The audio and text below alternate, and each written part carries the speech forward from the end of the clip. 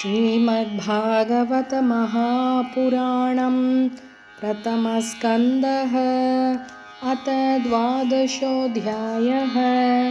12வது अध्यायं परीक्षितिन् पिरप्पु। शौनक उवाच अश्वत्थाम्नोपसृष्टेन ब्रह्मशीर्ष्णोरुतेजसा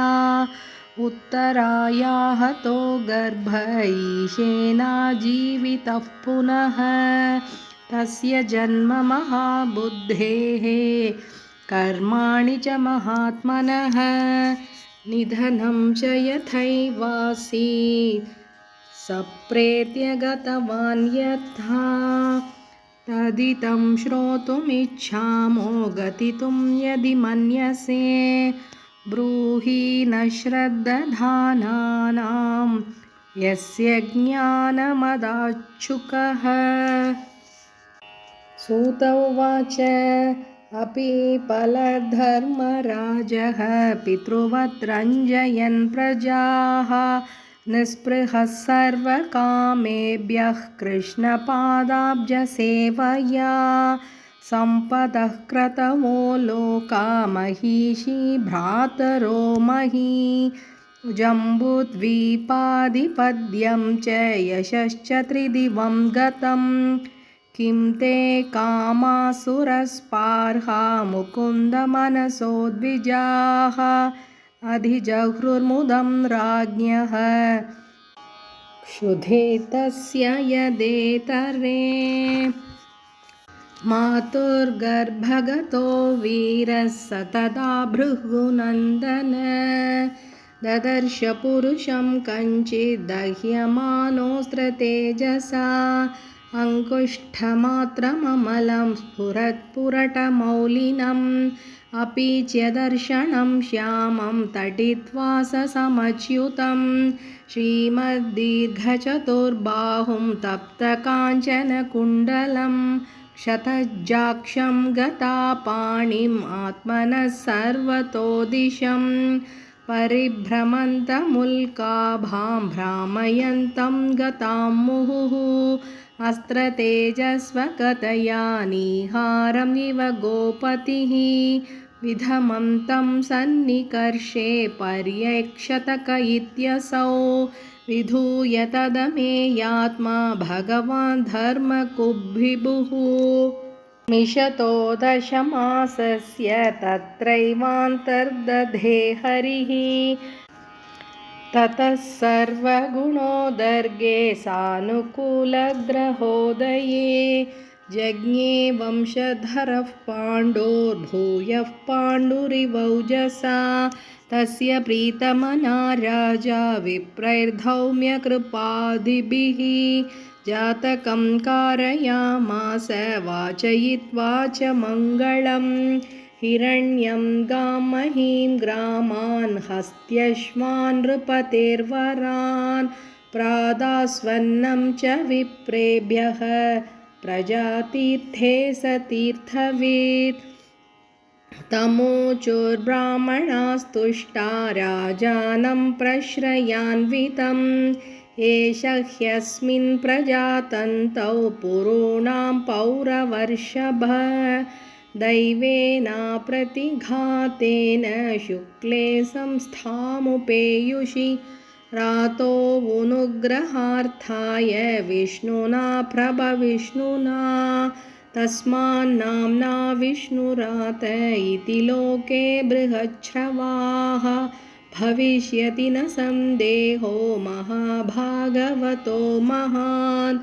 युधिष्ठिर उवाच अप्येष वंश्यान् राजर्षीन् पुण्यश्लोकान् महात्मनः अनुवर्तिता सविद्यशसा साधुवादेन सत्तमाः ब्राह्मणा ऊचुः पार्थ प्रजाविता साक्षादिक्ष्वाकुरिव मानवः ब्रह्मण्यः सत्यसन्धश्च रामो दाशरथिर्यथा एष दादाशरण्यश्च यथा ह्यौषीनरर्षिभिः यशो वितनिता स्वानां दौष्यन्तिरिव यज्वनाम्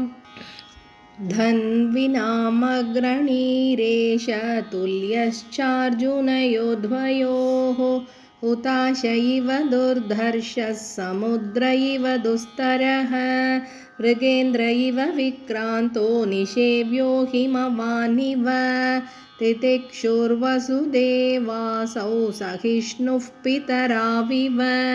पितामहसमः साम्ये प्रसादे गिरिशोपमः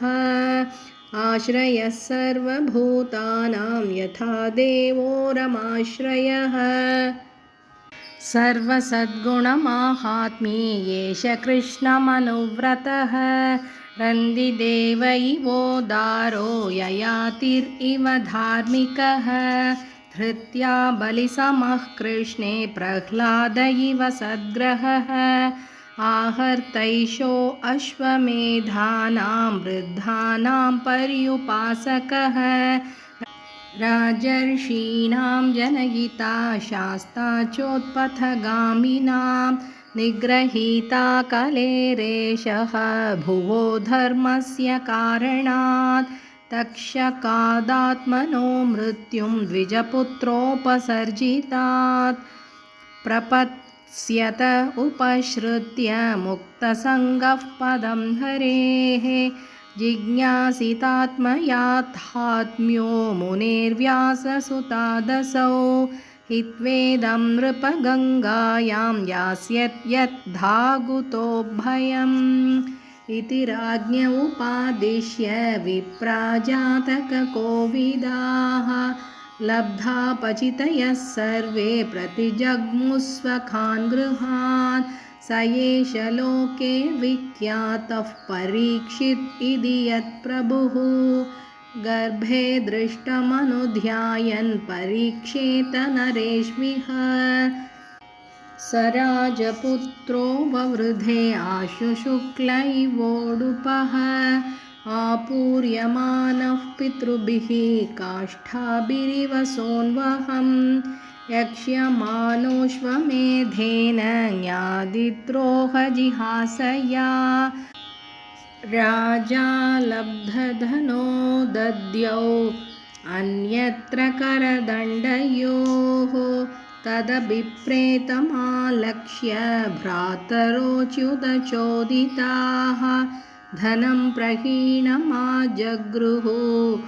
उदीच्यां दिशि भूरिशः तेन संभृतसंभारो धर्मपुत्रो युधिष्ठिरः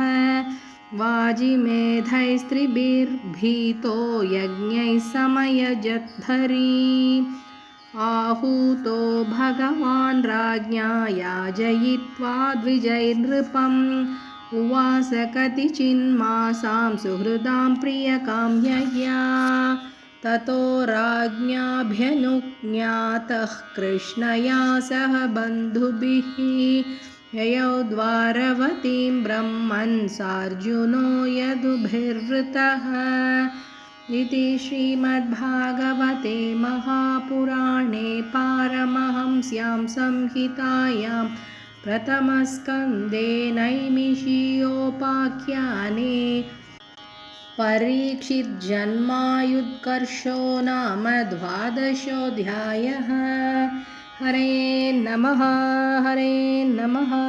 हरे नमः।